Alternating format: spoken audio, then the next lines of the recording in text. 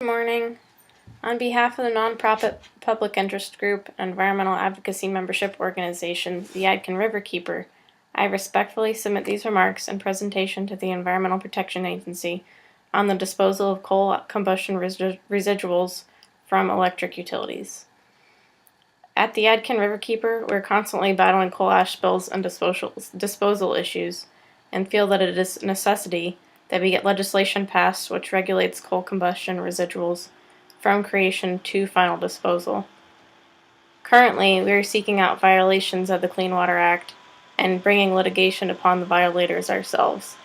If this proposed rule were to pass, our efforts, along with those of the EPA, could be focused elsewhere. Such regulation could prevent many of the Clean Water Act violations we fight every day. As you may be aware, there are several high-hazard coal ash ponds in North Carolina in particular. A few months ago, one of these ponds spilled over into the local Dan River, which is possibly the third largest spill in U.S. history. The spill, currently under federal investigation, is just one of the many instances of safety issues related to coal ash. 5 years ago, the U.S. Environmental Protection Agency proposed new regulation for CCRs after another major spill, but as of today, coal ash is still largely unregulated. This proposed rule provides two options which the EPA is considering for management of coal ash.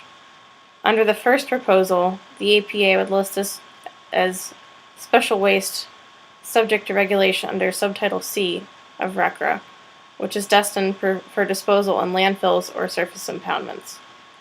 Under the second proposal, the EPA would regulate coal ash under Subtitle D of RCRA, the section for non-hazardous waste.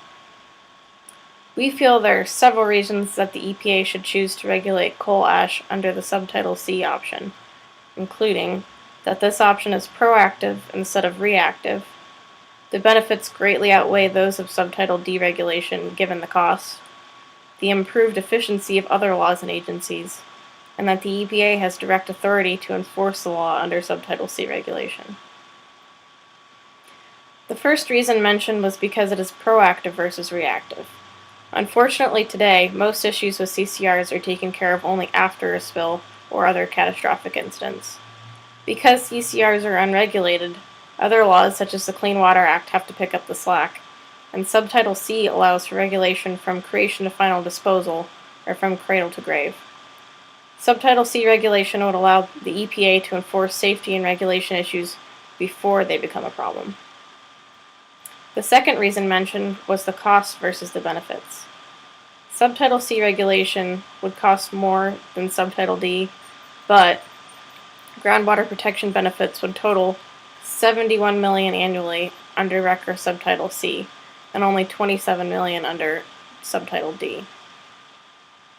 For avoided cleanup costs, RCRA Subtitle C would save $1,762 million up to $16,732 million, as opposed to RCRA Subtitle D, which would only save $793 million up to $7,590 million. This doesn't even include other non-quantified benefits such as the protection of surface water, plant and wildlife, and ambient air quality. Also of importance is the efficiency of other laws, the EPA as well as other agencies.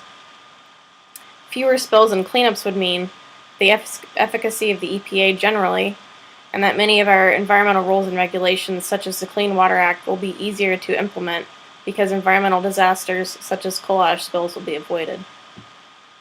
And lastly are the issues of implementation and enforcement. Subtitle D limits the EPA's authority to enforce the prohibition directly, except where disposal falls under the jurisdiction of the Clean Water Act. Subtitle D regulation also relies on states and individual citizens to make up for this by enforcing the prohibition on open dumping. Under Subtitle D, EPA can only enforce actions if imminent and substantial endangerment to health or the environment. Only Subtitle C regulation gives the EPA direct authority to enforce this rule. There is no reliance on the states to make sure things get done properly. Overall, we hope you will study all of these issues in deciding which option to choose when implementing the rule to regulate coal combustion residuals. We feel it is imperative that CCRs be regulated under Subtitle C of RCRA.